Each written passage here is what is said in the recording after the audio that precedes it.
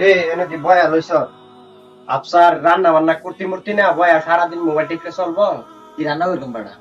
কি হইছে? 3 মাস ধরে বাড়া কি রান্না হতো? কিছু রান্নারও কোনো কি অবশ্যই হতো। কি রান্না করতাম?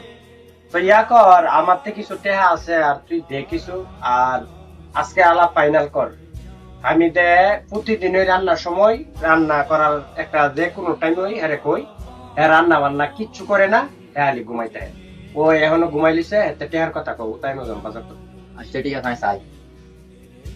হামিদ, হামিদ, এই তুই বাজার করতে যাই, চল আলো বাজার করতে যাই।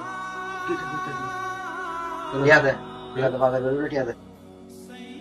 তোরা জানিস না আমার কাছে কোনো টাকা পয়সা নাই তোর বেড়া 3 মাস সবাইছে বেড়া বেড়া আর কমাস খাওয়াইবো। ভাই আরেকটা মাস সময় আর একটা মাস সময় দিন না ভালো হলো বিদেশ যেতে এসে তো আর বিয়াদন ফ্যামিলি আছে বেড়া।